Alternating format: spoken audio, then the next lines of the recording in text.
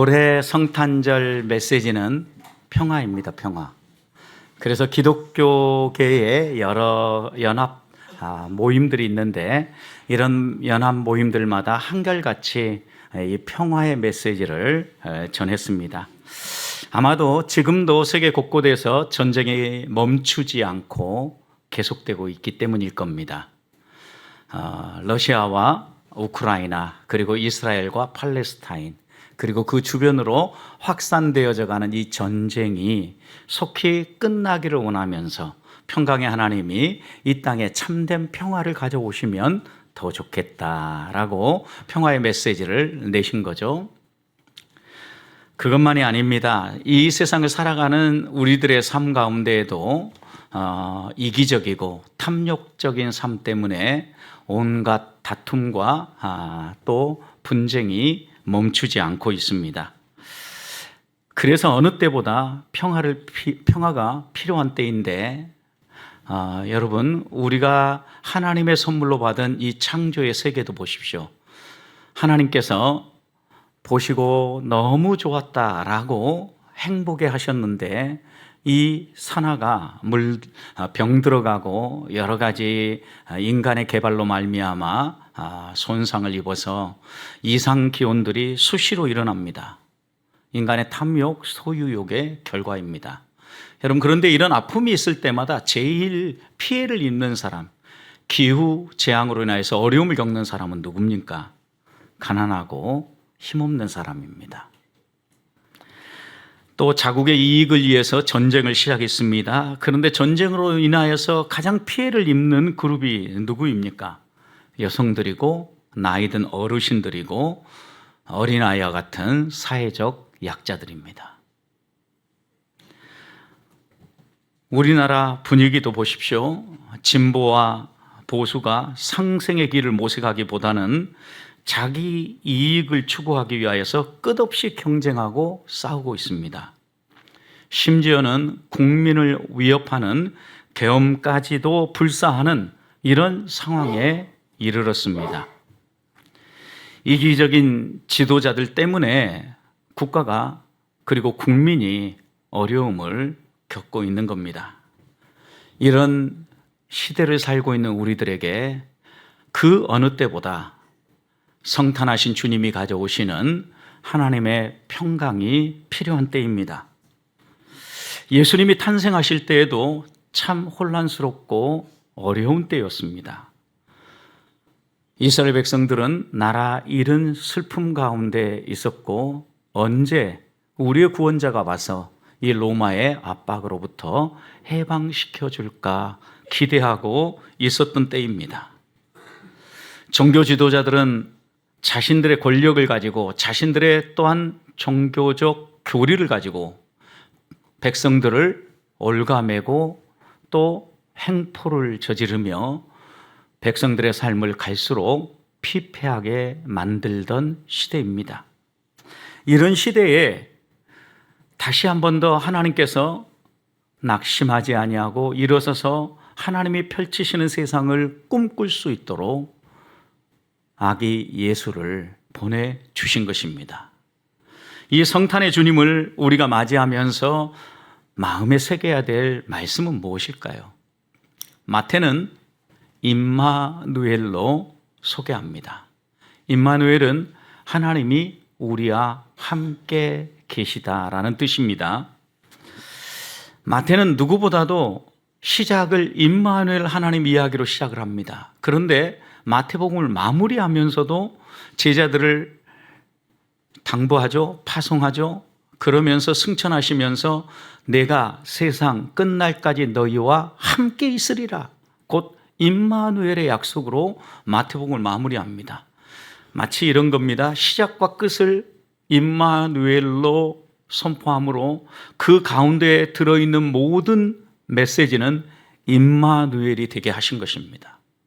그래서 마태복음에 핵심적인 강조점이 있다고 하면 하나님이 우리와 함께 하시는 것이 복음이고 구원이고 하나님이 우리와 함께 하시다는 이 임마누엘이야말로 예수 그리스도가 이 땅에 성탄하신 가장 중요한 이유다라고 선포하고 있는 겁니다.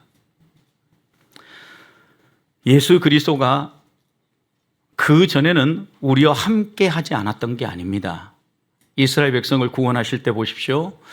하나님께서는 이스라엘 백성과 함께 하신다라는 걸 보여주기 위해서 눈에 볼 수 있도록 구름 기둥을 그리고 불 기둥을 사용하여서 내가 너희와 함께 한다라는 것을 증명하셨고, 그들이 생활하는 삶의 중심에 하나님의 임재의 상징이었던 법궤를 두셔서 그 법궤가 너희의 삶의 중심에 나는 언제나 함께 한다, 나는 너희를 떠나지 않는 하나님이다 라고 말씀하고 보여주신 것입니다.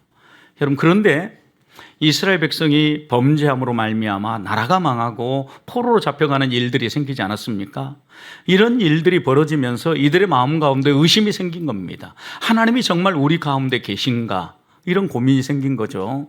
왜냐하면 하나님이 우리와 함께 하신다면 우리가 망하고 이렇게 포로로 잡혀가는 일들이 불가능하다라고 생각했기 때문입니다. 실제로 사무엘 시대를 여러분 생각해 보십시오. 사무엘 시대로 넘어오기 전 엘리 제사장이 다스리던 시대에 블레셋과의 전쟁에서 패하게 되죠. 법궤를 빼앗깁니다. 그리고 하나님을 배반하고 자기 마음대로 살던 제사장의 두 아들이 전장터에서 죽게 됩니다. 여러분, 그때 비느하스의 아내, 엘리 제사장의 아들의 아내죠. 며느리죠.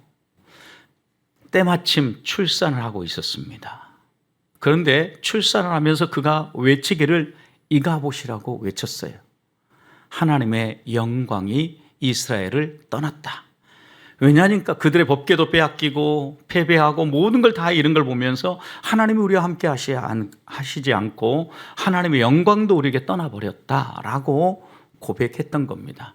이처럼 이스라엘 백성은 하나님이 함께 하시면 망하지 아니하고 하나님이 함께 하시면 패하지 않는다라는 믿음을 가지고 있었는데, 이들이 망했고 패했기 때문에 하나님이 우리를 떠났다라고 생각하고 있었던 겁니다. 포로에서 돌아왔습니다.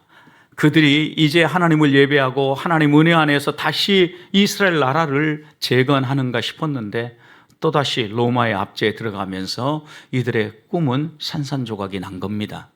그래서 이들의 마음 가운데 지금 간절하게 기다리는 것은 하나님이 우리와 함께 하시는 임마누엘의 은혜였던 겁니다.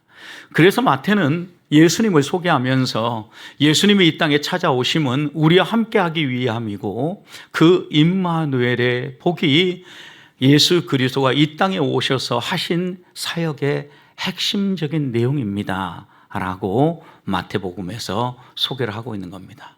사랑하는 성도 여러분, 우리와 함께 하시는 임마누엘의 하나님을 매일 생활 가운데서 경험하면서 살고 계십니까? 하나님이 나와 함께 하심을 확인하고 믿고 경험하며 생활하십니까? 하나님이 왜 나와 함께 하심이 중요합니까? 임마누엘 하신다, 하나님이 나와 함께 하신다라는 이 의미는 과연 어떤 의미가 있을까요? 저는 오늘 세 가지만 나누려고 하는데, 첫 번째 임마누엘은 은혜입니다. 은혜. 18절을 보십시오. 예수 그리스도의 나심은 이러하니다 라고 소개를 하면서 요셉과 마리아가 약혼하고 동거하기 전에 성령으로 잉태된 것이 나타났다라고 강조합니다. 여기에서 성령으로 잉태되었다라는 소식으로 우리가 함께 하는데 23절에서는 그것을 처녀가 잉태하는 것으로 묘사합니다. 남자를 알지 못하는 처녀가 임신을 한다는 것은 상상할 수 없는 일이지요. 그런데 이런 놀라운 일들이 일어나는데 이사야 선지자는 이사야 7장 14절에서 이것은 하나님께서 우리에게 구원자를 보내는 징표다라고 말했습니다. 우리가 하나님이 보내는 메시아를 어떻게 알 거냐? 처녀가 잉태해서 아들을 갖는 걸 보면 하나님이 보내는 임마누엘의 하나님이라는 것을 기억하라는 거예요. 그런데 그런 일이 벌어진 거죠. 하지만 요셉은 이 일을 이해할 수 없었던 겁니다. 받아들일 수 없었던 겁니다. 그래서 19절 보십시오. 요셉은 의로운 사람이었기 때문에, 좋은 사람이었기 때문에, 착한 사람이었기 때문에 이 일을 세상에 알리지 않고 조용히 마무리하고자 했다라는 겁니다. 여러분, 그럴 때 하나님은 요셉에게 천사를 보냅니다. 20절 천사를 보내서 말씀하시죠. 꿈 가운데 말씀하실 때 이렇게 말씀합니다. 마리아 데려오기 두려워하지 말아라. 무서워하지 말아라. 어떤 막 크고 놀라운 일이 벌어진 게 아니다. 그에게 벌어진 일은 성령으로 된 것이다. 불륜을 저지른 게 아니고 사람 누가 그렇게 임신하게 만든 게 아니라 하나님이 하신 일이다 라고 주의 사자를 보내어서 분명히 말씀해 준 거죠. 그는 여러분 생각해 보십시오. 임마누엘은 하나님이 하신 일이에요. 우리는 이걸 뭐라고 합니까? 은혜라고 이야기를 합니다. 내 노력과 내 열심으로 되어진 일이 아니라 하나님이 하신 일이라는 거죠. 또 은혜는 하나님이 아무런 우리의 조건과 상관없이 우리에게 주시는 선물이에요. 여러분, 임마누엘의 하나님 이 땅에 오신 것, 우리가 막 하나님 앞에서 어떤 조건을 갖추고 또 우리가 어떤 준비를 해서 맞이하게 된 게 아니잖아요. 이스라엘 땅을 보십시오. 예수님이 태어나실 그때 이스라엘 백성들은 다 준비하지 못했어요. 들녘에 있는 목자들에게 하나님의 말씀해 주셨을 때 그들만 예수 그리스도의 탄생을 축하하고 환영할 수 있었던 겁니다. 여러분, 이런 모습을 보면 임마누엘 하나님이 우리 가운데 찾아오신 것은요, 완전히 은혜입니다. 받아들일 수 없는 마음을 가지고 있는 마리아를 하나님은 설득하셨고 또 그 남편 요셉도 설득하셨습니다. 하나님의 은혜는 불가항력적이라는 겁니다. 하나님의 은혜가 우리에게 임하면 우리를 설득하고 우리가 그 은혜 안에서 살아가도록 우리를 이끌어 주신다라는 겁니다. 그러니 하나님이 우리를 찾아오시는 것은 은혜입니다. 불가항력적입니다. 내가 버티고 내가 싫다고 해도 하나님은 우리에게 찾아오셔서 우리를 변화시키고 우리와 함께 하시는 은혜의 하나님입니다. 임마누엘의 복을 걷어차지 아니하고 마음의 문을 활짝 열고 오늘 다시 한 번 더 이 성탄의 주님 하나님의 은혜, 하나님의 선물을 우리의 가슴 속에 받아들이기를 소망합니다. 그럴 때 이 임마누엘 하나님으로 말미암아 우리에게 놀라운 은혜와 복이 임하리라고 믿습니다. 두 번째, 그 복이 무엇입니까?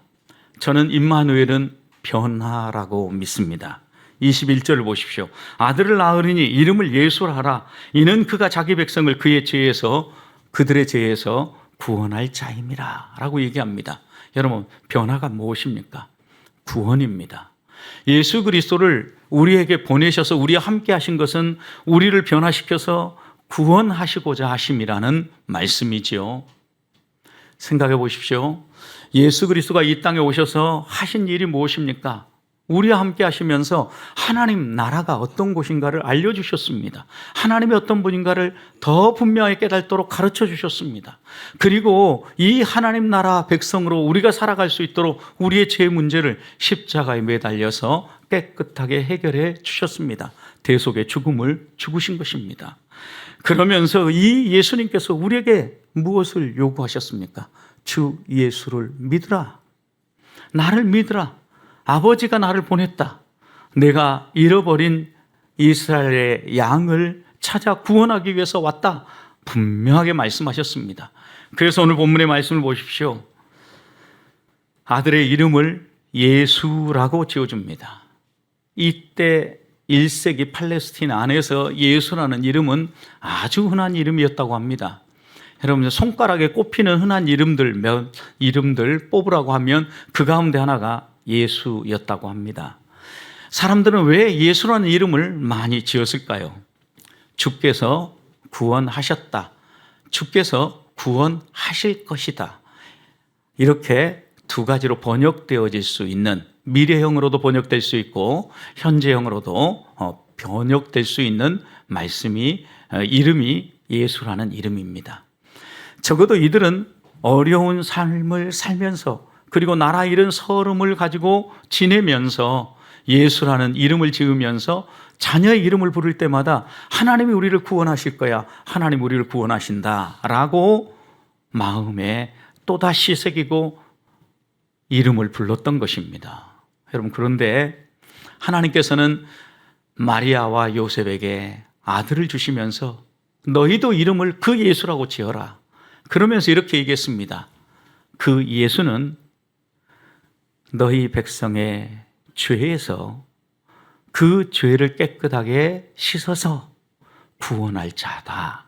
이렇게 우리에게 알려주셨죠. 무엇을 해결해 준다라고 얘기합니까? 자기 백성을 그들의 죄에서 구원해 준다라고 얘기했습니다. 구원의 대상은 자기 백성입니다. 하나님이 택한 백성이란 얘기죠. 어디에서 구원합니까? 죄에서 구원합니다. 여러 사람들과의 관계를 깨트리고 탐욕적이고 이 세상에 잘못된 길을 걸어가는 사람들이 바른 길을 걸어갈 수 있도록 구원해 주시는 은총을 위해서 예수님을 보내주셨다라는 말씀입니다. 실제로 우리가 살아가는 이 세상의 모든 문제들 보십시오. 모든 문제를 보면 다 죄와 연결되어 있습니다. 죄 때문에 사람들이 피폐해지고 죄 때문에 사람들이 힘들어지는 겁니다. 죄가 사라지는 곳을 보십시오. 여러분 가정 안에 잠시라도 죄가 사라지고 하나님의 은혜, 하나님의 사랑을 가지고 가족들을 대해 보십시오. 그럼 어떤 일이 벌어집니까? 우리의 입가에 환한 미소가 가득 맺히지 않습니까? 죄를 걷어내고 나면 우리의 삶은 행복해진다는 것이 우리의 일상생활에서도 확인하고 경험하는 일이란 이야기입니다. 관계를 깨트리고 자기중심적이고 이기적으로 살아가는 삶을 하나님은 예수 그리스도를 보내어서 예수 그리스도가 마음껏 우리를 위하여서 자신의 모든 걸 내어주시고 심지어는 목숨 바쳐 우리를 사랑하심으로 사랑이 무엇인가를 가르쳐주고 우리들도 이 임마누엘의 하나님을 따라 살게 해 주시려고 한 겁니다. 그런 점에서 임마누엘 하나님이 우리와 함께 하시는 것은 거듭남이라고 할 수 있고 구원이라고 할 수 있는데 이 임마누엘의 가장 큰 복은 변화입니다. 이기적인 사람이 이웃을 돌아볼 수 있게 되어지고 자기만 생각하고 자기만을 위해서 살던 사람이 가족과 이웃을 위해서 돌아보고 베풀 수 있는 여유를 갖게 되는 것입니다. 그래서 성령의 충만함을 덧입었던 베드로는 주님을 알지 못하고 자기 욕심껏 자기 방식으로 신앙생활하고 있는 유대인들을 향하여서 사도행전 3장 19절 말씀을 보면 이렇게 외칩니다. 그러므로 너희가 회개하고 돌이켜 너희 죄 없이함을 받아라. 여러분 우리 인간사에 죄가 가장 큰 문제이기 때문에 회개하고 돌이켜서 죄 없이함을 받아라. 그러면 이와 같이 하면 새롭게 되는 날이 주 앞으로부터 너희에게로 이를 것이다 그랬어요. 여러분 우리가 회개하고 우리의 삶을 하나님 앞에 내려놓으면 자기중심적이고 자기만을 생각하며 살아가는 삶을 내려놓고 우리 주님처럼 이웃을 돌아보고 예수 그리스도를 본받아 살기로 작정하면서 예수님을 내 삶의 주인으로 구원자로 모셔드리면 놀랍게 변화되는 새롭게 되는 날이 온다라는 겁니다. 예수 그리스도를 영접할 때 여러분 우리가 이런 고백들을 합니다. 과거에 지었던 죄들이 생각났다고. 그래서 눈물 콧물 흘려가면서 하나하나 회개했던 기억이 있지 않습니까? 아직 그런 경험이 없다면 우리는 반드시 이런 회개의 과정을 지나야 합니다. 그래야 새롭게 됨을 얻게 되고 이 새롭게 됨을 통하여 변화된 삶을 살아가는 겁니다. 우리 안에 새 생명이 태어나서 이 새 생명으로 우리 임마누엘의 하나님과 함께 이 세상을 살아가는 겁니다. 사랑하는 성도 여러분, 그런 점에서 임마누엘은 하나님이 우리와 함께 하시는 것은 반드시 변화가 일어납니다. 내 안에 이 우주 만물을 창조하시는 예수 그리스도를 모셔드렸는데 아무런 변화가 일어나지 않을 수 있겠습니까? 불가능한 일입니다. 반드시 예수 그리스도를 영접하고 나면 예수 그리스도를 내 삶의 주인으로 받아들이면 구원이 이루어짐과 동시에 가치관이 변하고 내가 추구하는 삶의 방향이 변화되어진다라는 겁니다. 하나님과 등진 삶이 하나님께로 향하게 되어지고 하나님을 위하는 삶, 하나님의 영광, 하나님의 하나님 되심을 드러내는 삶으로 변화된다라는 것입니다. 저는 이 성탄의 아침에 임마누엘의 하나님을 다시 한번 우리의 마음속에 새기면서 이기적인 내 삶을 다시 내려놓고 우리 주님처럼 이웃을 내 몸처럼 사랑하고 마음과 뜻과 정성을 다해 하나님을 사랑하는 사랑의 사람들로, 이웃에게 조건 없이 사랑을 흘려보내는 하나님의 사람들로 서시기를 축복합니다. 마지막으로 임마누엘은 동행입니다. 동행. 23절을 보십시오. 보라, 처녀가 잉태하여 아들을 낳을 것이요 그의 이름을 임마누엘 하리라 하셨으니 이를 번역하는즉 하나님이 우리와 함께 계시다 함이라. 함께 계시다 함이라. 하나님이 우리와 함께 하심이 어떤 의미입니까? 동거죠, 동거. 여러분, 하나님이 우리와 함께 동거한다라는 의미는 또 하나 확장시켜 보면 동행입니다. 하나님과 함께 머물며 하나님과 함께 생활하며 하나님과 함께 이 세상을 살아가도록 하나님은 아들을 임마누엘로 보내셨다라는 거예요. 하나님이 우리와 함께 하시는 이유가 무엇입니까, 여러분? 우리와 함께 하심으로 말미암아 우리의 모난 부분도 다듬고 구원받아 하나님의 백성답게 살아갈 수 있도록 우리를 지도하고 이끌어 주기 위해서 하나님이 우리와 함께 하시는 것 아니겠습니까? 힘들 때는 붙잡아 주고 넘어지려고 할 때는 다시 넘어지지 않도록 지켜주고, 그리고 죄의 오염 가운데 흔들거릴 수 있는 상황에서는 깨끗하게 그 죄를 씻어주시고 흔들리고 넘어지지 않도록 붙들어주기 위함이죠. 하나님이 함께 하시는 이유입니다. 그래서 하나님의 구원을 경험한 공동체의 고백은 임마누엘입니다. 하나님이 나와 함께 계신다, 하나님이 나와 함께 동행하신다 라는 이 고백이 살아나는 것입니다. 실제로 마태복음의 말씀을 보십시오. 8장의 말씀을 보면 임마누엘의 하나님은 우리의 모든 문제를 해결하고 질병을 치유하는 하나님이심을 분명히 보여주는데, 인생에 풍랑이 불어오고 여러 가지 아픔이 와도, 그리고 우리의 생명을 위협하는 질병이 다가와도 임마누엘의 하나님이 함께 하시면 어떻게 돼요? 질병이 치유됩니다. 풍랑이 어떻게 돼요? 잠잠해집니다. 임마누엘이 결국 우리의 삶을 바꿔놓고 우리를 하나님의 은혜 가운데로 이끈다라는 걸 분명히 보여준 겁니다. 또 여러분 생각해 보십시오. 한 중풍병자의 죄를 용서하시면서 우리 주님은 인자에게 죄를 용서하는 권세가 있음을 보여주시려고 했다 그랬어요. 그러면서 우리 주님은 또 이어서 이렇게 말씀합니다. 너희도 이와 같이 서로 용서하는 삶을 살아라. 제 용서의 권위를 가진 우리 주님께서 우리 그리스도인들, 예수 그리스도를 믿고 하나님의 사람으로 살아가는 사람들에게도 죄 용서할 수 있는 권위가 있음을 가르쳐주기 위해서 그런 말씀을 보여주시는 거죠. 또 다른 말로 표현하면 우리 주님이 죄 용서의 권세를 가지고 사람들의 죄를 용서하며 사셨던 것처럼 우리들도 우리의 이웃들의 죄를 용서하고 살아갈 때 임마누엘의 하나님과 함께 동행할 수 있다는 걸 가르쳐준 거죠. 1만 달란트 빚진 자를 탕감해 주시는 비유를 통해 하나님 우리에게 말씀해 주신 게 무엇입니까? 구원받은 자, 하나님과 동행하는 사람은 하나님의 은혜를 정말 귀하게 마음에 새기고 이 세상을 살아가는 동안 100데나리온 빚진 동료들의 빚을 탕감하고 용서하며 살아간다라는 거예요. 그래서 하나님은 베드로에게 용서하되 70번씩 7번까지라도 무한정 용서하라고 당부하시는 겁니다. 용서가 임마누엘의 하나님과 동행하는 비결이기 때문입니다. 바다 위를 걸어오는 예수님을 바라보는 제자들은 두려웠습니다. 그때 우리 주님은 이렇게 말씀합니다. 내니 두려워하지 말아라. 여러분, 우리의 삶에 일어나는 수많은 두려움들, 미래에 대한 두려움, 불확실성에서 오는 두려움, 그리고 아직 내 삶에 다 다듬어지지 않은 여러 가지 이유 때문에 찾아오는 이 모든 두려움을 해결할 수 있는 비결이 무엇입니까? 내니 두려워하지 말라라고 말씀하시는 우리 주님은 그 배에 오르셔서 제자들이 두려워하는 모든 문제들을 깨끗하게 걷어주셨습니다. 임마누엘의 하나님과 동행할 때 우리의 삶 가운데 두려움이 사라지고 소망 가운데 당당하게 세상을 살아갈 수 있는 힘이 주어진다는 것을 보여주신 거죠.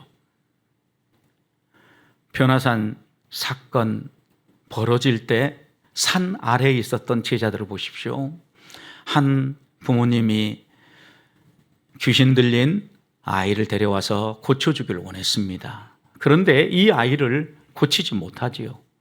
주님이 내려오셔서 고쳐주시면서 제자들에게 말씀하십니다. 믿음이 없고 패역한 세대야, 언제까지 내가 너희와 함께 있겠느냐? 여러분, 이 말씀을 통해서 우리 주님이 분명하게 보여주시는 것은 내가 너희와 함께하는 이 임마누엘이야말로 귀신의 권세를 제어하고 질병을 치유하며 하나님의 사람들을 온전하게 하는 힘이다 라고 분명하게 말씀하신 겁니다.